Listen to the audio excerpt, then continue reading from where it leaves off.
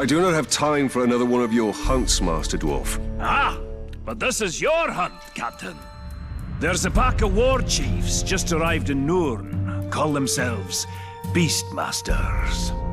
That does sound like my kind of prey. What do I need to know? I know you're familiar with the Caragors. I taught you everything you know about them. But let me tell you about their cousins from... Torvin, what of the war chiefs? You didn't bring me here just to hunt another wild cat, did you? Just to hunt another... Pay attention, Captain. These Caragors are a silent, stealthy breed from beyond Nurn. And they can sneak up on just about anything. And what's worse, this new beast tamer has been burning the brushlands to the north. He means to capture them, break their will, twist them into Sauron's war machine. Every war chief is a scourge upon this land. Beastmaster or no, I will end them. Whoa, slow down. First thing we need to do is foil their plans. And I see no better way of doing that than using the very same Caragors against this orcish scum. Show me how to find one of these creatures, then. Gladly, Captain. There's a Caragor hiding in those bushes.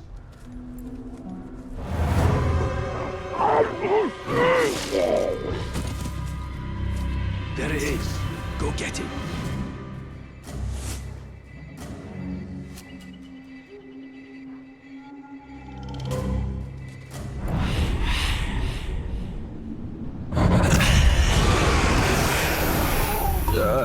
This beast does look useful.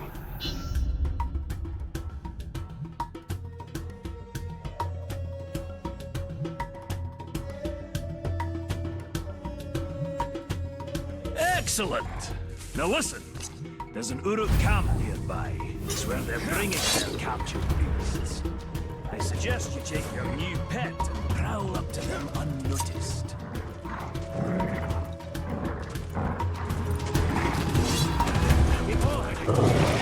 Between being an archer and a hunter. Cause their spears make a much bigger mess of an enemy than any arrow can.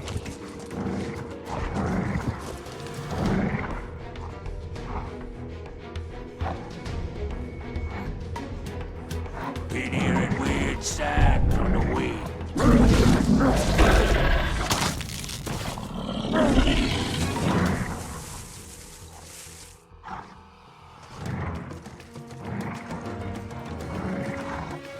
Two soft skins that my pet crowd that rip off your crowd's jawbone. Pull him down and kill the beast!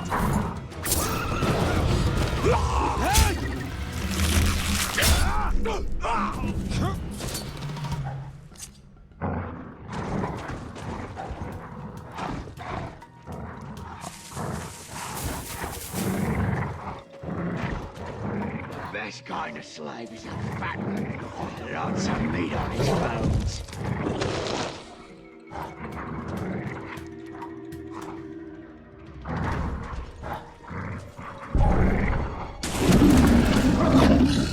I see the fool perched up on the back of a crowd. Doesn't bother me. Just means he'll have a harder landing when I knock him off.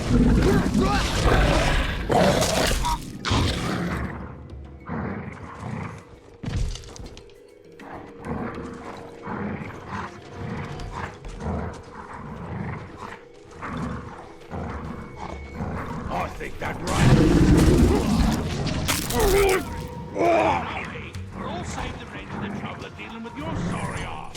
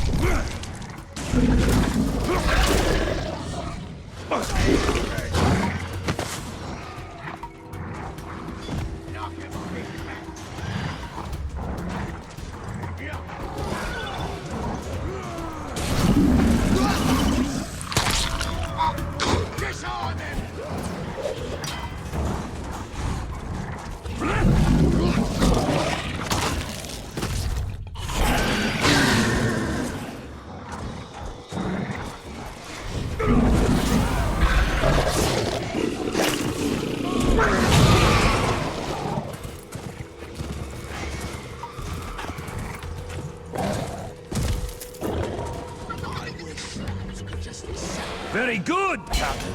Their plans are in disarray, but there's still work to be done to ensure the Uruk never tamed the Karagaths. The war chief. The beast tamer. Aye, that unnatural fiend needs to be put down. To draw him out, use the Karagaths against his war camp. The more Uruk that die by their shadowy bite, the better.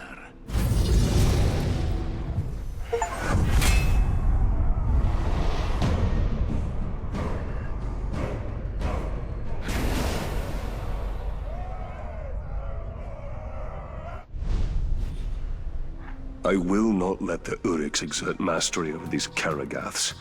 They are too dangerous.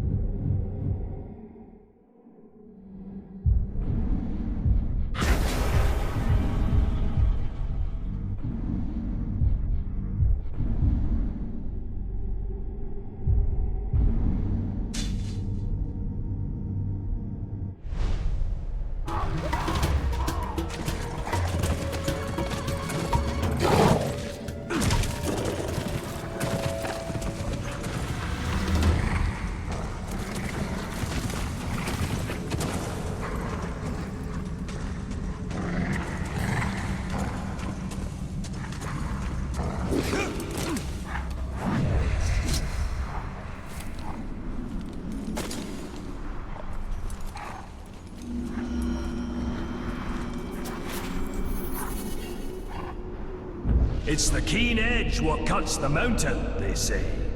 But after days of hacking through Uruk heavy plate and Karagor hide, these blades aren't going to sharpen themselves. Our weapons are extensions of ourselves and demand respect. A well-honed blade sharpened with a genuine dwarven whetstone can make the difference between being a hunter or the prey. My brother Gorvin once took a swing at a Karagor, and his axe landed with a thud instead of a slide. He lived to tell the tale, and has been sharpening his blade every night since then.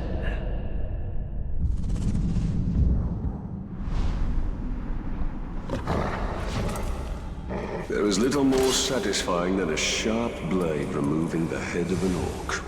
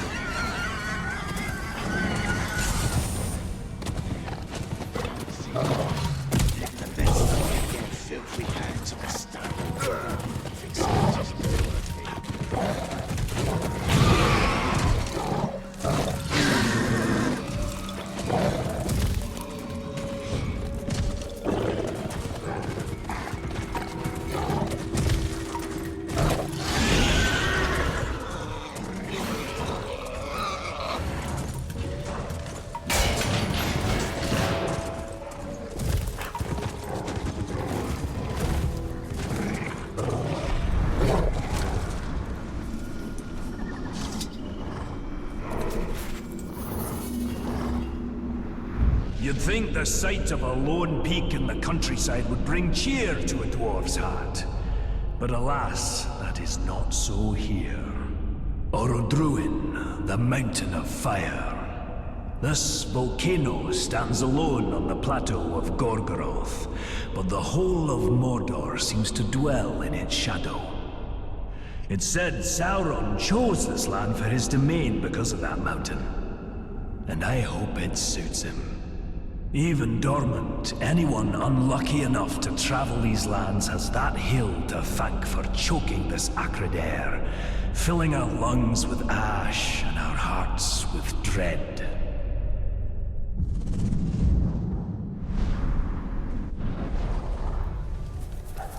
Mount Doom. How long before it erupts once more and spreads its darkness over Mordor?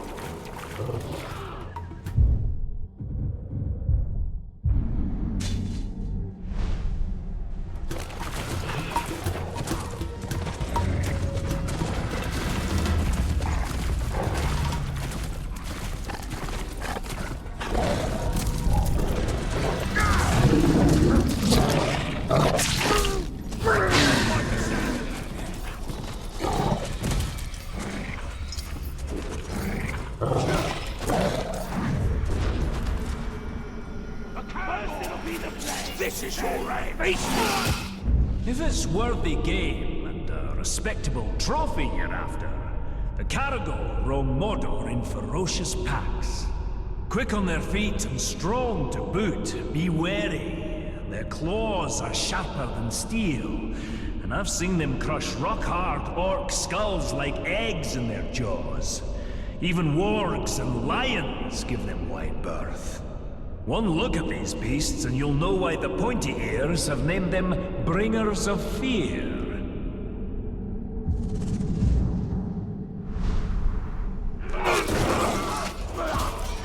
First the Caragors, now the Caragats. How many ways has Mordor to kill a man?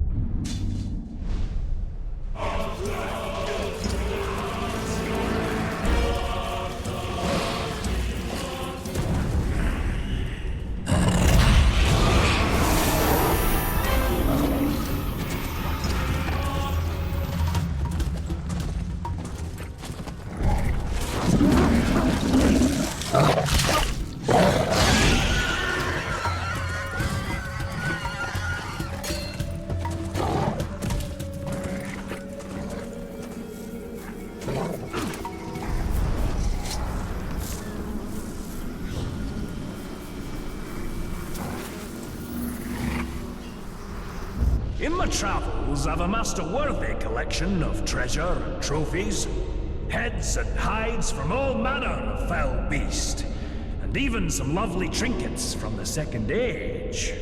But the whispered tales of one artifact continue to elude me. The legendary Forge Hammer, used by the elves to craft the Rings of Power themselves.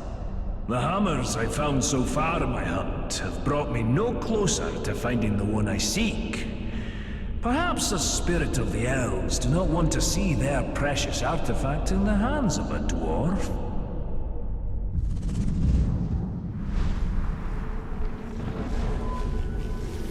Torvin will never understand how closely this hammer is bound to our fate, and that of all Middle-earth.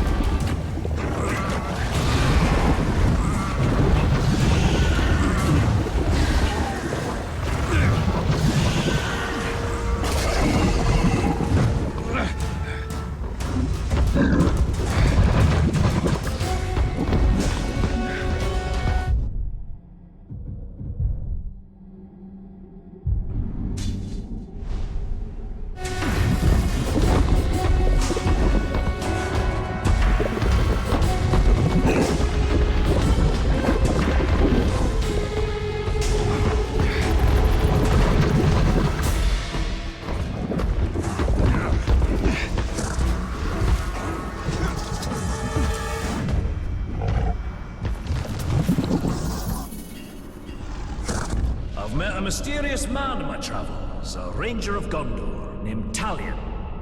Over our fire, I asked after his weapons, impressive in their craftsmanship. A handsome blade, Orphael, has been at his side since his days stationed at the Black Gate, defending the borders of Gondor. But his dagger, Ahar, carries a sad tale. It too was once a mighty sword, carried by his murdered son, broken the night he died. Talion tells me a card means vengeance, and I have a feeling the blade will fulfill the meaning of its name.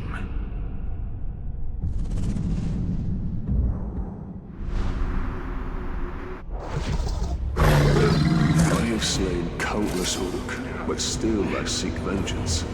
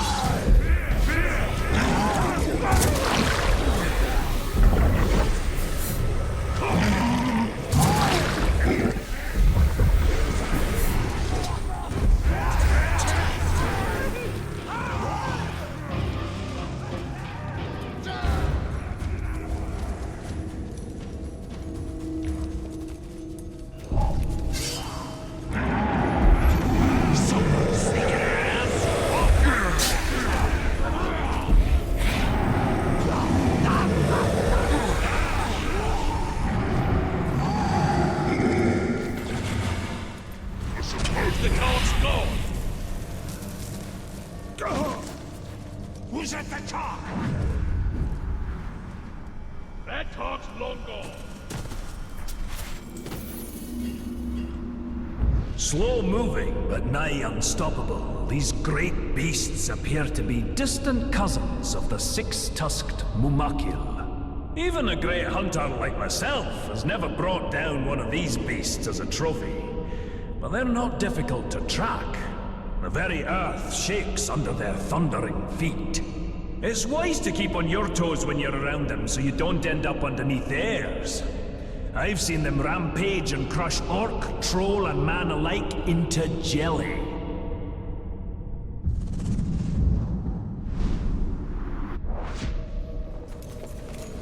I'm surprised Torvin isn't trying to recruit me into hunting one of those mammoths. What we need any man? We get to kill him, oh! I saw something there!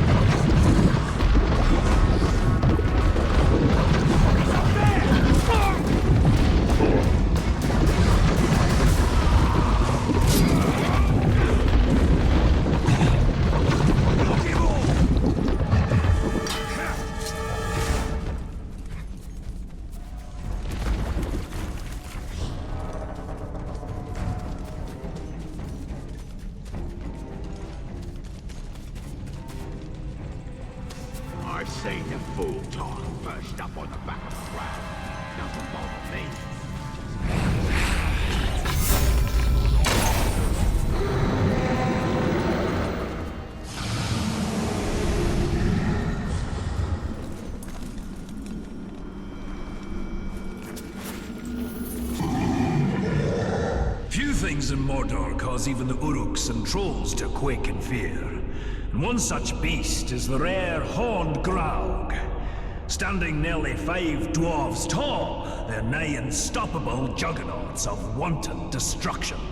Their very skin is tougher than leather, resistant to even the sharpest steel, if you can get close enough to strike a blow.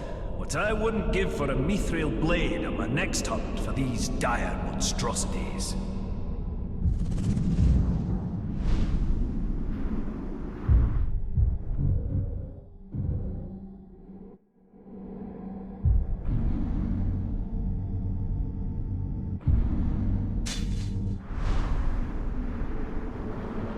I wonder what the dwarf is obsessed over, now that his hated Graug is slain.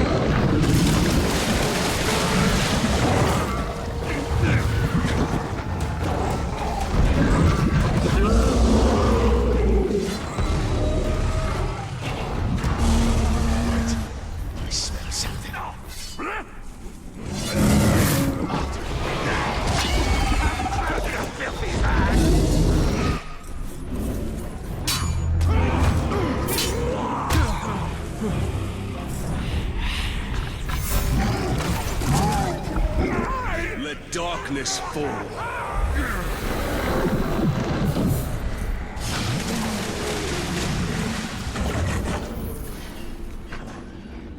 Mordor is in no short supply of terrible tales, and few more dreadful than the Black Captains of Sauron.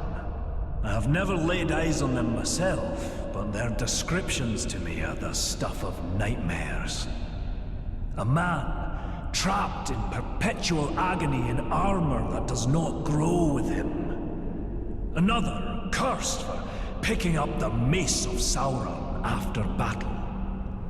And the mightiest among them, the Black Hand, is not spoken of in passing in these lands.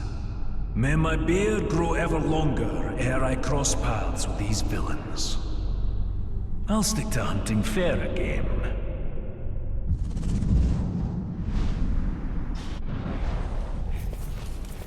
The dwarf shied from the Black Captains, as well he should. Only the Black Hand remains now, and I will finish him.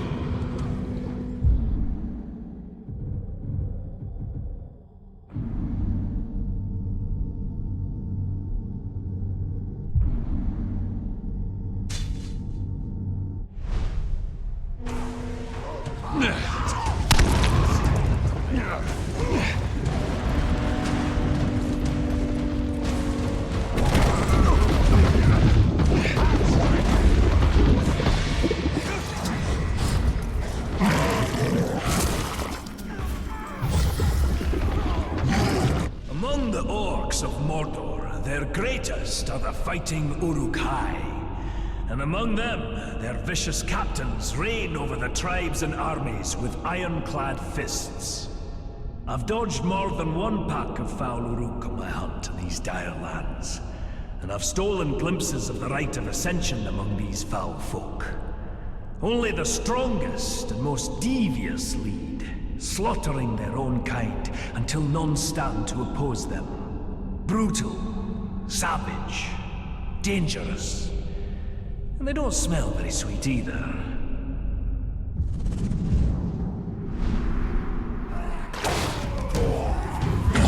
No doom keeps this dwarf from the grave. His first death will be his last, and his courage is impressive.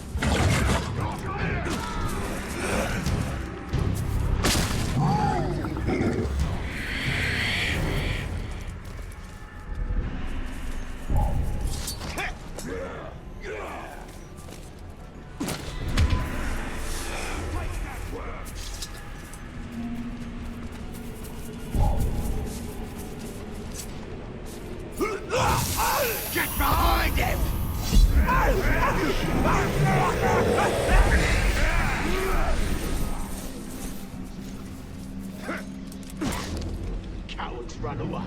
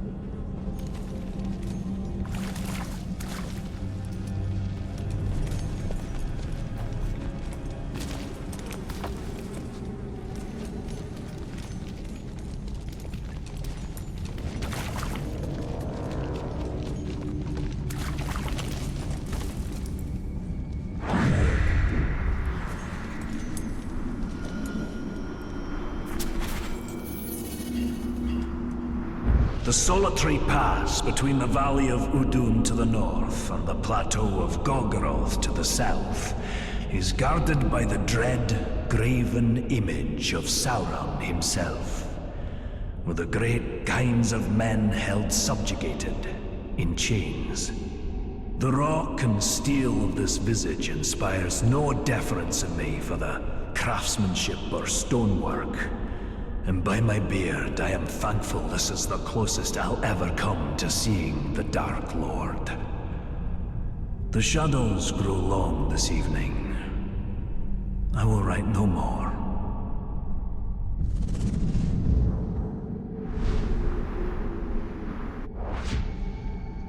I'd have liked to see Torvin's face when that statue came tumbling down and Sauron's head crashed to earth.